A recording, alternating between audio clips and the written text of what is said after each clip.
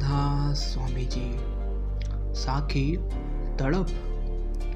एक बार एक छोटा सा बच्चा अपने बेहद अमीर पिता की उंगली थामे नदी के किनारे सैर कर रहा था। नदी का पानी धीरे धीरे बह रहा था। बच्चे की नजरें नदी में रहने वाली मछलियों को ढूंढ रही थी। वो कभी आगे जाता तो कभी पीछे आता, लेकिन मछलियों से उसका सामना नहीं हो पाता। अचानक थोड़ी दूर चलकर उस बच्चे को नदी के किनारे एक मछली ही मिल गई।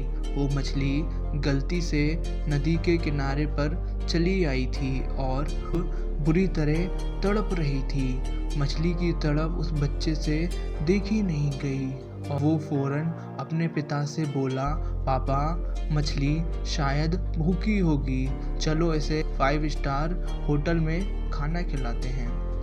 पिता मुस्कुराए, बच्चा परेशान हो गया।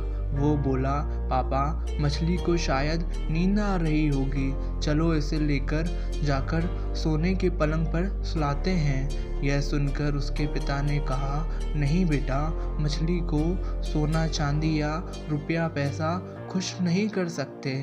ये तो तभी खुश होगी जब इसे वापस नदी में डाल देंगे। और बच्चे ने उसे उठाकर नदी में डाल दिया। मछली झट से खुश होकर नदी में तैरने लगी। तात्पर्य यह है कि ठीक इसी मछली की तरह हम सब भी तड़प रहे हैं। इस भौतिक जगत में परमात्मा से दूर होकर सोना चांदी रुपया पैसा बड़ी बड़ी उपलब्धियां और बड़े बड़े सामान हमारी तड़प या हमारे दुख को कम नहीं कर पाते, बल्कि इन्हें पाकर हम थोड़े वक्त के समय के लिए जरूर खुशी मिल जाती है, लेकिन फिर हमें तड़प और बेचैनी अपने कब्जे में ले लेती है।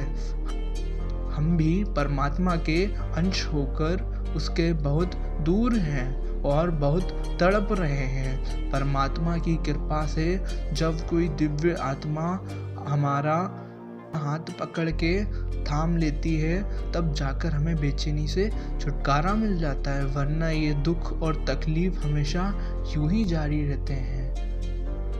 बहुत सी ऐसी रूहें हैं जिन्होंने नाम तो लिया हुआ है लेकिन कमाई नहीं करती हैं। उन्हें मन के अंदर जाने नहीं देती हैं। वे बाहर ही बाहर हाय हाय करती रहती हैं। विचार करें, जब आप दुनिया के काम करते हैं, पेट के लिए रात को समय असमय जागते हैं, तोपों के सामने खड़े हो जाते हैं, क्या भजन ही एक ऐसा कठिन है जो नहीं हो सकता? असली बात तो यह है कि आपका मन आपका दुश्मन है जो भजन नहीं करने देता, मगर यदि कोई दुश्मन के कहे लगे तो क्या वह जीने देगा? कदापि नहीं। अपने आप से अपरिचित होना ही हमारे सारे दुखों का कारण है और अपने आप की पहचान ही हमें असल सुख की ओर ले जाती है। अपने आप को पहचानने के बाद ही हम उस मालिक के पहचानने के काबिल बनते हैं और हमें अपनी पहचान परख केवल संतों की संगति और शरण में मिल सकती है।